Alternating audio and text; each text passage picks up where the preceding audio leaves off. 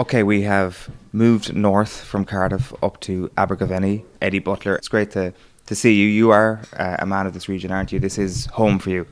Yep, for all about 3 years of my life, I've been in Monmouthshire, which is the bottom right-hand corner of Wales. So I was born in Newport and have been in rural Monmouthshire for, well, a great many years now. But it's a lovely spot. It's a great place to live. What does it mean to be Welsh in this part of the country? Well, it's a strange one because, in the great checklist of what being Welsh is, to be from Monmouthshire would rank pretty low. It's quite an anglicised county. You wouldn't get much Welsh language spoken here. For many years, it was almost described as Wales and Monmouthshire, which was a sort of clerical glitch for many years. But the truth is that it has always been a Welsh county. Gwent is one of the great kingdoms of ancient Wales, and so we are firmly planted in Wales. And but we are regarded with a degree of suspicion, I suppose, simply because it is a little bit more anglicised, and there are many commuters who live here who go over the bridge to Bristol to work, and it's Gloucestershire is next door, the other way through the Forest of Dean. So, yeah, we are connected to England. There's no doubt about it. We are a border county. How do you find your own identity as a young Welsh boy and man? Is it a period of time where your parents are deeply entrenched in the region and speak about the things that you speak about now, or how does that come about for you, this idea of Welsh identity? No, I'd say my parents were English. They came to Wales. My father was from Scunthorpe, from a steel working family. My mother came from London. And after the Second World War, they met in Bomber Command in High Wycombe during the Second World War.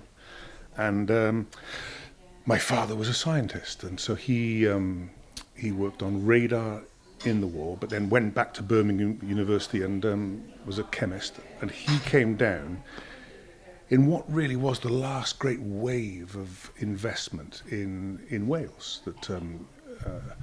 For example, in Merthyr Tydfil, the great iron town of Merthyr Tydfil, Hoover started to build washing machines. And in Ystrad Gunlais, further west, they had the Tic-Toc factory, which is the watch factory made by Smiths, watches made by Smiths. So they were looking beyond the age of iron and coal and steel to what we could do next. And in Pontypool, they built the nylon factory. And my father came to work in this brand new production centre for nylon. And so it was a period of great optimism. And they came there having had very much a British identity during the war effort. They felt part of that. They felt that, only together as one Britain could they defeat Nazism. So they believed in it. So, if you'd have asked them about Welsh independence, they'd have said definitely not. But in the period of my life, that has changed, because there has been no further great investment in Wales. Wales has been abandoned basically by the overlord, by the landlord, England. Government in Westminster has become a more brutal, harder place. And so to fight a Welsh corner has it started off as a small scrap, but it is growing. It's the theme of independence, of devolved powers at least, is on the increase. It definitely seems that, and this is pure straw poll from chatting to people over the last couple of days, it is a conversation. It's also a conversation that people like to conclude with by saying something like, it's not going to happen, or there is no financial incentive for us to ever separate from the United Kingdom. Is that the real experience, or have I just ended up stumbling upon people who are all of the same view? No, there's a terrible lack of self-confidence in Wales. There's no question that we, in general, we simply do not feel we are strong enough or even brave enough to take on the responsibilities of governing ourselves. And there's a saying that the Welsh make great foot soldiers, but they don't produce officer. There's no officer class in Wales because the decisions are left to others. And we have to disprove that. There is a truth that young people leave Wales to go and find jobs elsewhere. And so we have to get those people who can take on big jobs and big responsibilities, we have to get them to come back to Wales, which is going to be a challenge. It's if you neglect a land for so long, then the incentives to come home are limited. So we are starting from a low base point. But that is part of the problem, that you have to ask the question, why is Wales in such a poor state? And it is because the Westminster government has abandoned it. And we have to do something about it. The Westminster government give Wales the money to look after itself, they say, to run the devolved government, the devolution, the Senedd in Cardiff. But that money on its own left Wales in a state where it automatically qualified for emergency European funding. And now that funding has gone because we have left the European Union. We are left with this block granted according to the Barnett formula, and we're stuck with it, and it is never going to be enough. So we are always going to be impoverished unless we do something about it ourselves. It's very interesting what you say there. There's a load there. What I'm interested in is, I guess, the sporting context of what you talk about. There is no officer class in Wales, whereas quite often what we see on the rugby pitch, for example, is, officer class in 15 shirts almost, and it is the idea of heart and soul and the passion of this country going into the rugby jersey. So why is that at odds with the stereotype of, or the description, I should say, of Wales that you've just given there? Well, it's a problem because come the Six Nations, for example, we all turn into rabid, passionate Welsh people standing up for Welshness. And then we play England and it reaches its spike, especially on that one day. And the things you'll hear in the changing room, you would think, oh my God, here is a country, a small country, truly at war with the big neighbour. But come Monday, when it's all done, the conversation dies. So it always struck me that there was so much passion on the day, but on the Monday, where had it all gone? So I think it is, in geopolitical terms, a phony way of looking at Wales. That it is a stereotype that come rugby days we all get hugely inflamed, but it leads nowhere. So we have to be able to tap into that passion and make it last a lot longer, and be turned to the real issues. I mean, it is only a sporting occasion, but there's a real life to lead as well, and we have to make sure that Welsh passion is focused on the real problems. Can I ask you about the game you played against England in 1980 then, because this is possibly one of the more famous examples of the fire and brimstone existing in the dressing room and indeed on the pitch. What is your memory of that game, first of all, and for people who don't know the game, what happened? Well, Wales had a golden era in the 1970s, the age of Gareth Edwards and Phil Bennett and Barry John and all the greats of the game. And I arrived on the day that golden era ended. So in the 80s, in 1980, we were faced with having a new team because the greats had retired. We had to have a point of restart. And off we went. And it was very passionate and very... It went along according to all the norms of the Welsh tradition of overcooking ourselves when it came to going to Twickenham, in association with a steelworkers strike that was taking place at the same time on a day when there was 5 miles of thick cloud over Twickenham. So the theatre was almost black at midday with a team that, well, I think that England thought that we were there for the taking, but there was some sort of residual tradition which said that the Welsh travelled in huge numbers to Twickenham. So there was a very, very big contingent of Welsh fans there, and they created an atmosphere which was downright hostile, because there's England thinking Wales are there for the taking. There's the Welsh audience saying, no, that ain't going to happen.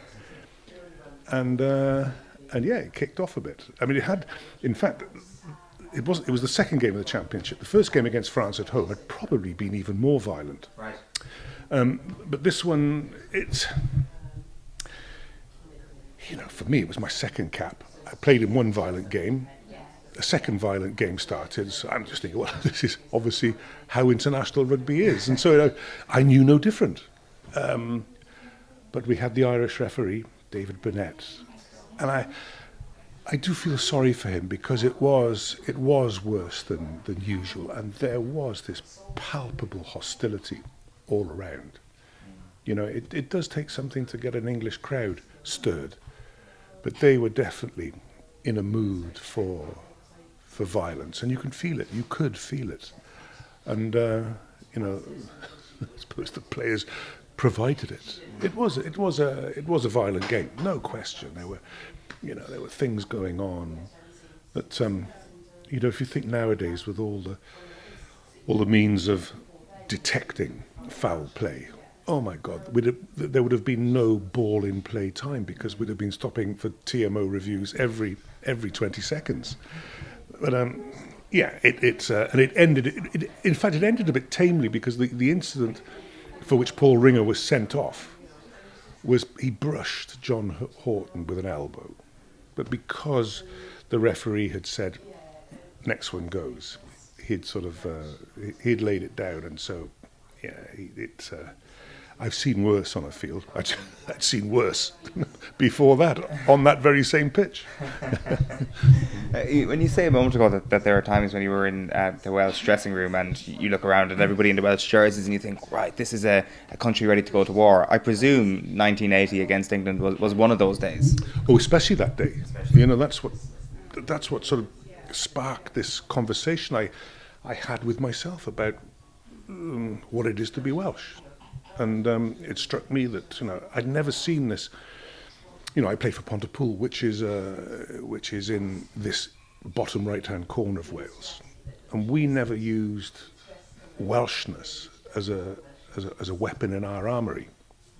We were pretty violent in our own right, but that we didn't actually take much stirring. But it was we didn't rely on the Welshness thing.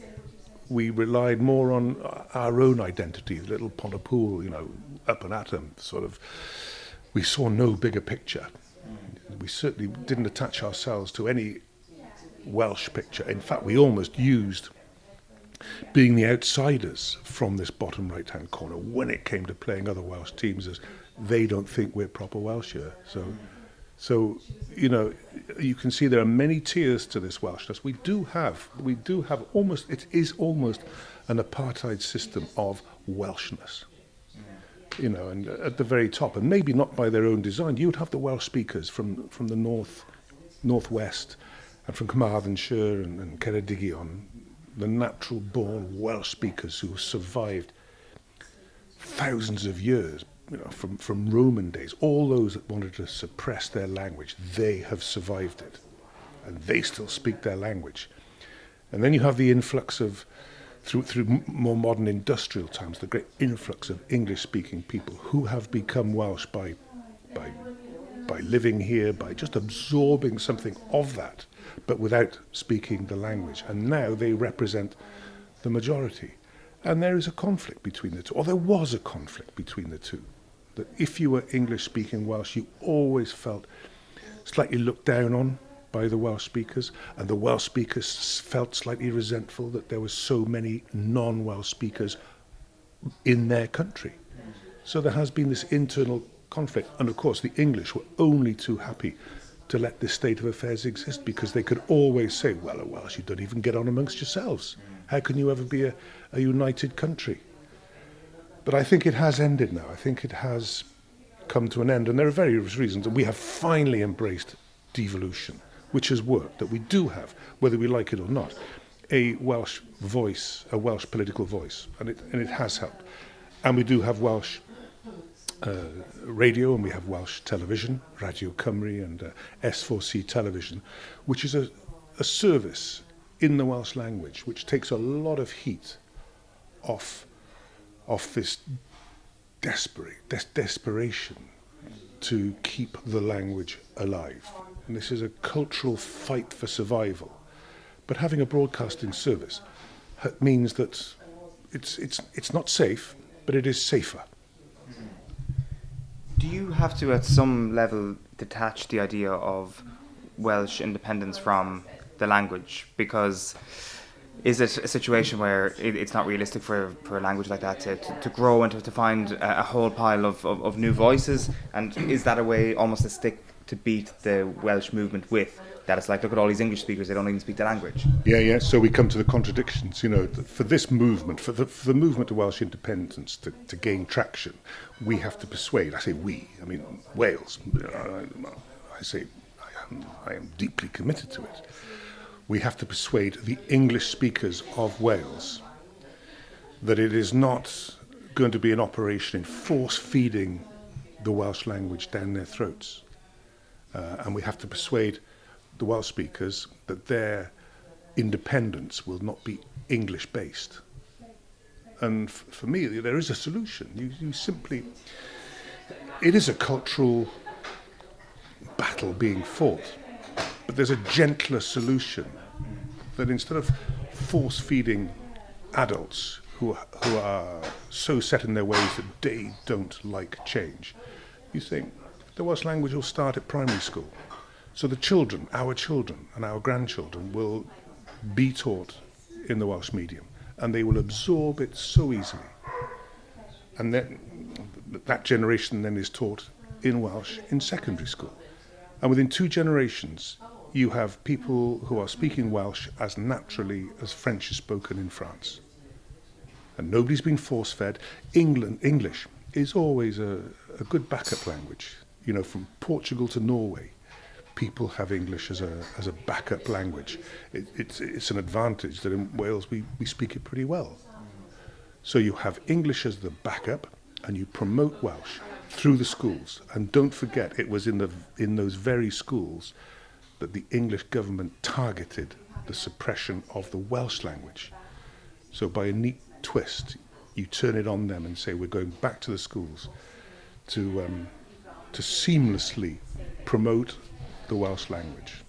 But it is important. There is no dividing the Welsh language from Welsh independence. Yeah. Because it makes us what we are. True. Yeah.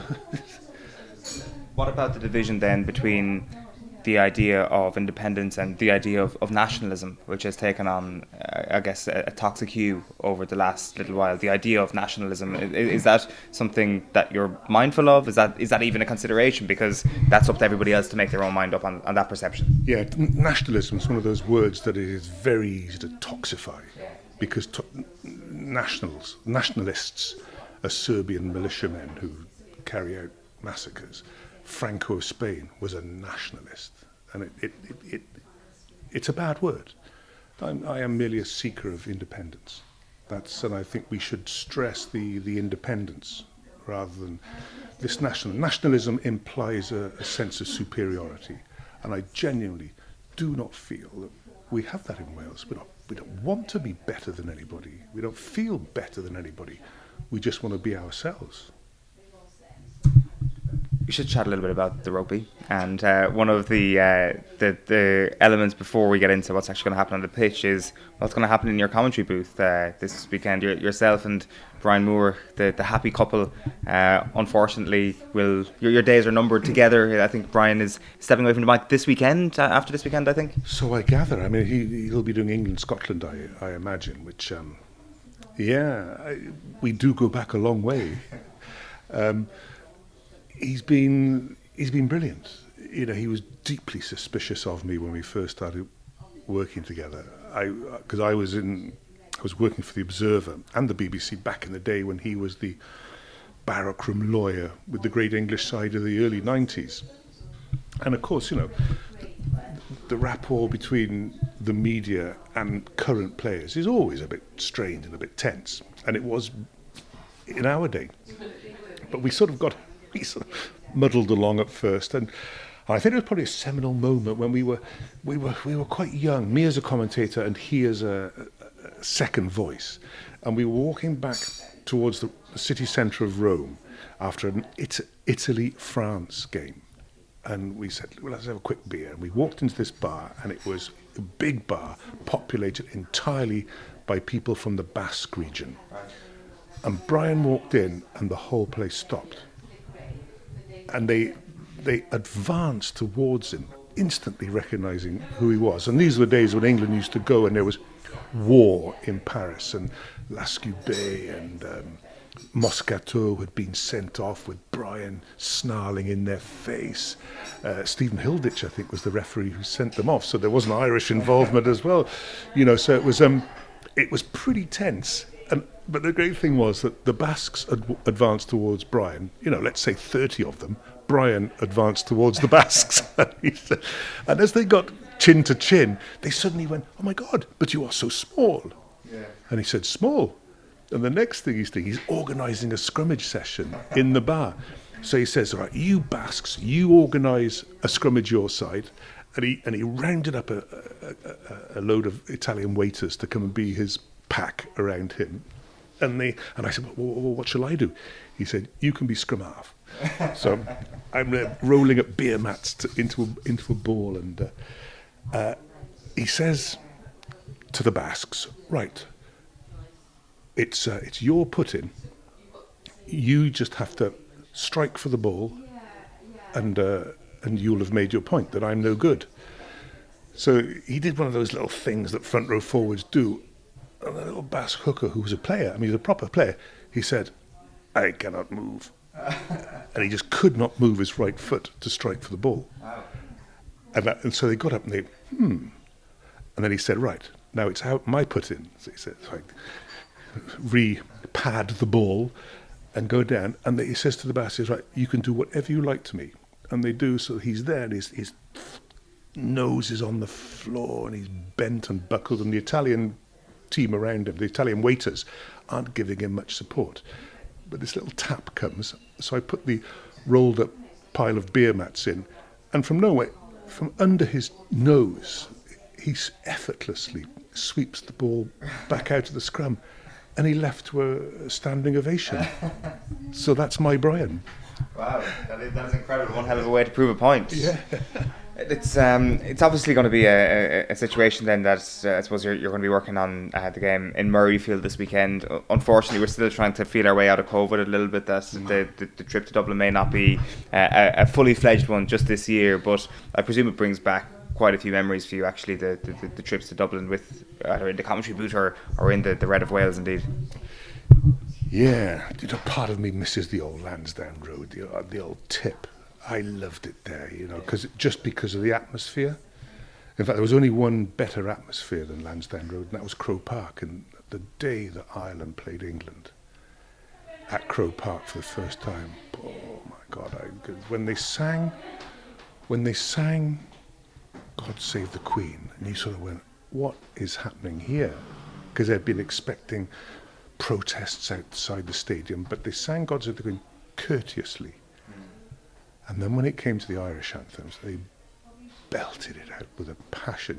We've talked a lot about Welsh passion, but on that day, it was spine-chilling.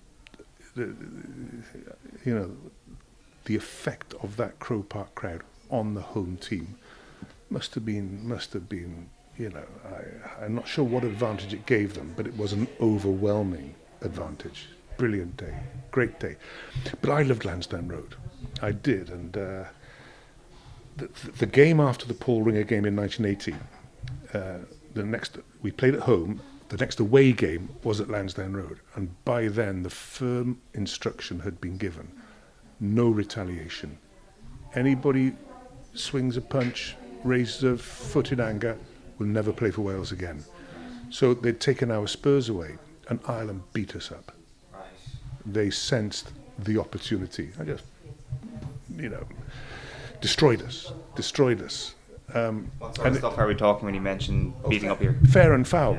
Yeah. Again, it goes back to that sense that Ireland had suffered in the 70s against Wales, and now against a tender team, that had suddenly had its license to retaliate removed, that this was a rich pickings could be had. No, they beat us up by fair means and by foul, and fair dues to them. You know, we'd do exactly the same.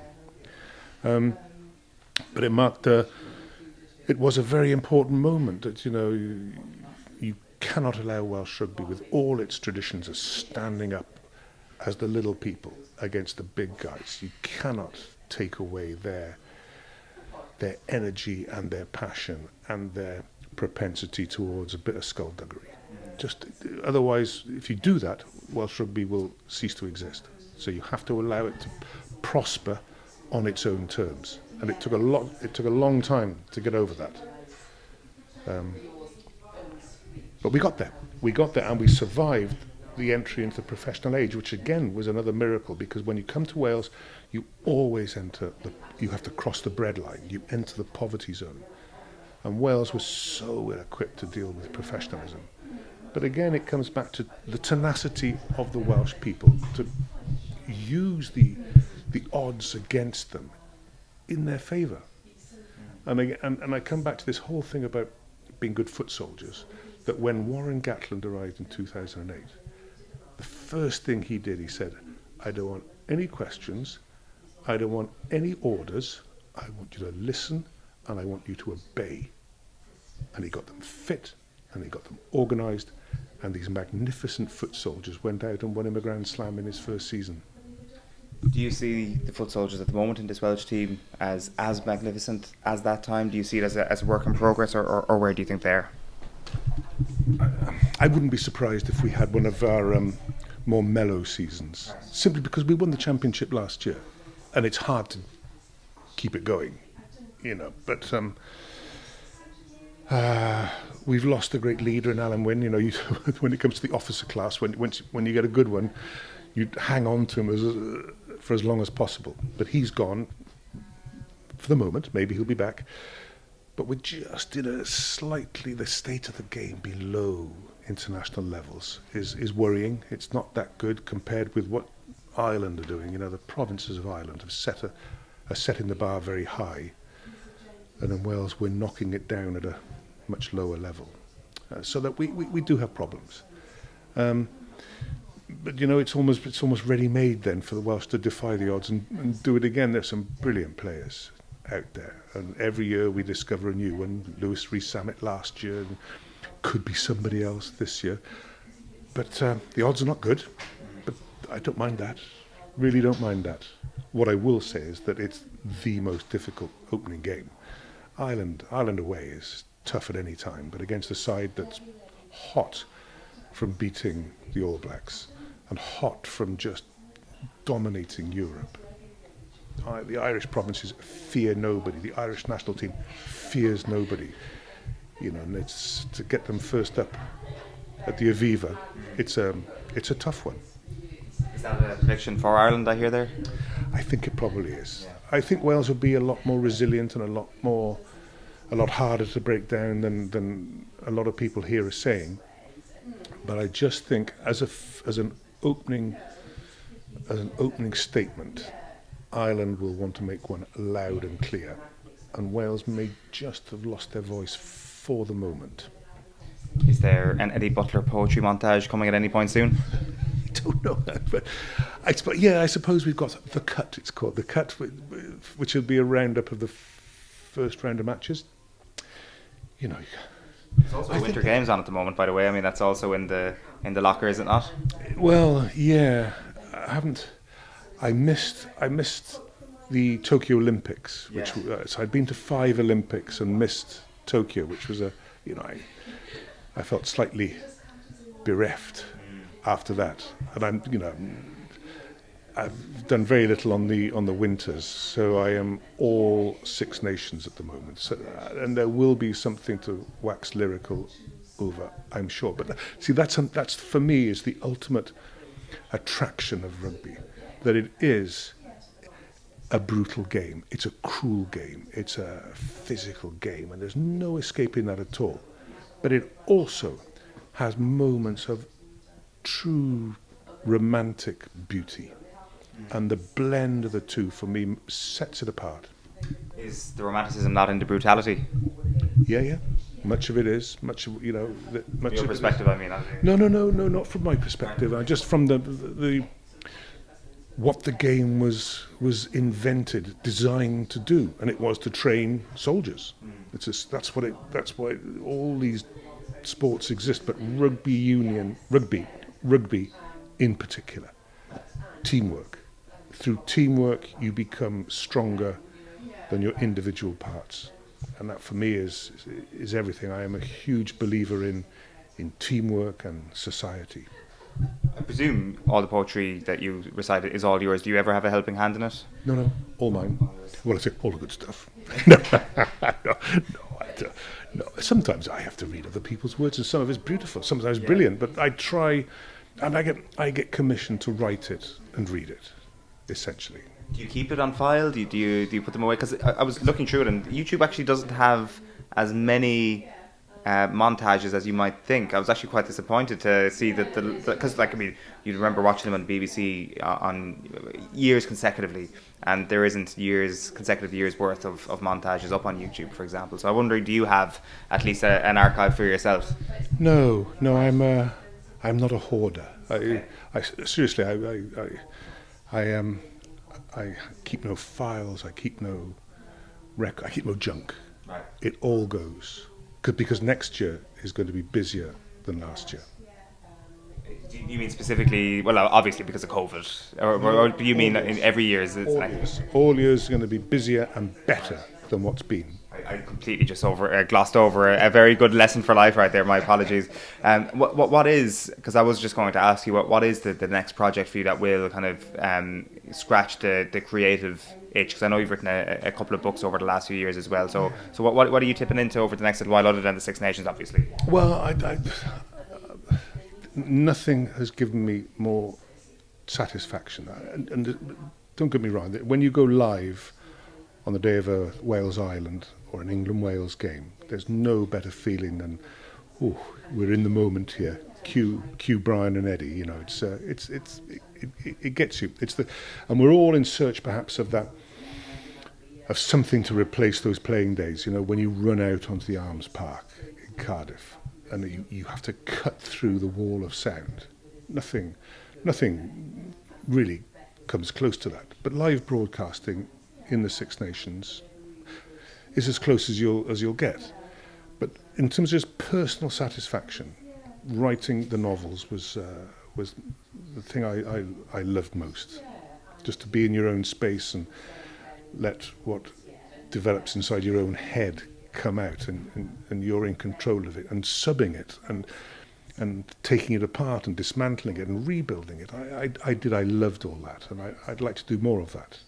But I do acknowledge that just as this is Brian's last game, that our days are numbered. Broadcasting is changing fast, and we have to look at new things to do, better things to do.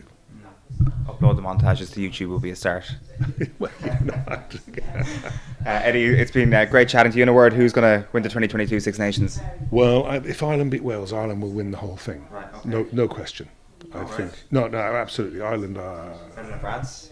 Yeah, I think France can be majestic, but I think Ireland probably have the means to dismantle them a little bit and expose their more waywardness. Very good. Eddie Butler, a pleasure. Cheers, Eoin. Thank you.